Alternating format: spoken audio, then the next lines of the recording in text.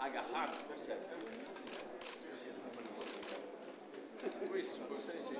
Qu'est-ce que vous signez en deux mots? Alors, il s'agit d'une extension de ce qu'on appelle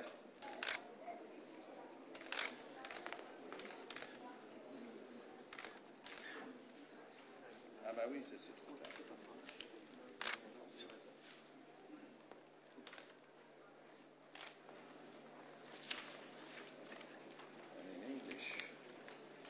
Ci atterremo, noi decideremo il livello di governo. Tradizionalmente sono i ministri. Italy is ready to increase up to 10% in the next 3 years until 2011, and our, I would say, final financial commitment will be extended in the 3 years perspective instead of an annual perspective.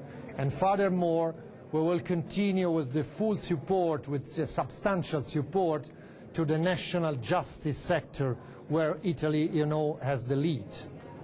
Es gibt Berichte, dass in der US-Regierung Unzufriedenheit, Sie haben das gerade auch angesprochen, vor allem hinsichtlich Korruptionsstrategie. Wie soll der Fortschritt das Geld?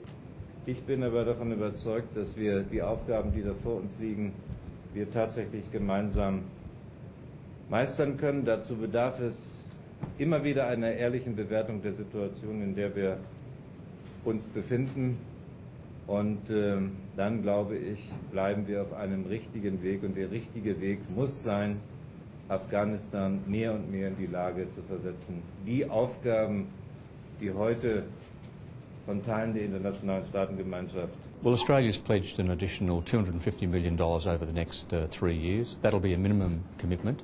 We very strongly believe that we've got to run a military strategy hand in hand with a reconstruction strategy. So it can't just be peace and security for peace and security's sake.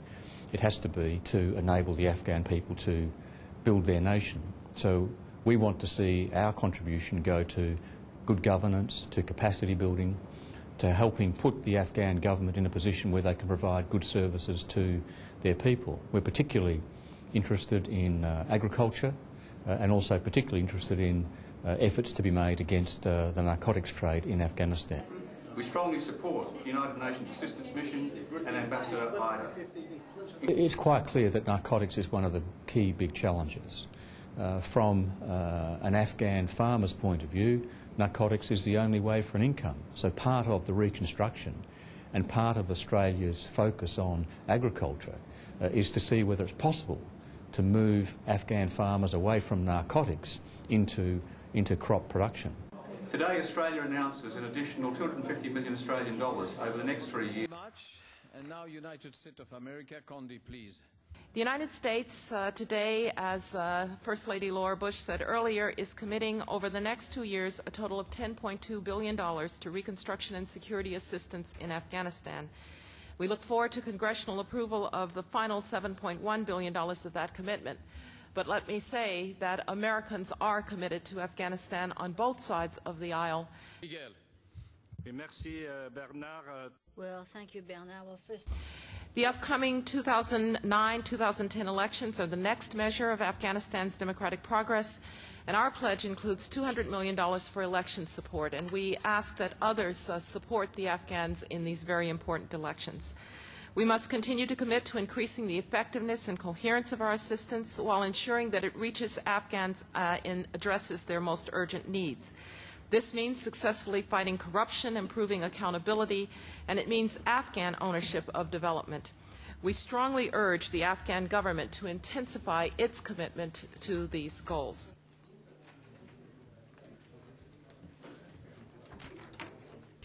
Afghan vouchers is a key component to overall multi-donor Afghan government-led approach to mitigate the impact of food crisis through an agricultural voucher program designed to increase cereal production and 2009 harvests. Why don't I start? Because I'll do it general and you can do specific, or you want to do it the other way around. I think that there is still some uncertainty as to what happened, and we would urge first that everyone not rush to judgment, but second that there be a careful and systematic investigation as to what happened. Better connection between the Afghan government and the Afghan, I think we'll see that I think that it's safe to say that neither Afghanistan nor Pakistan nor the United States are content with the problems in the border area between the two countries. There is infiltration, clearly. There have been many problems,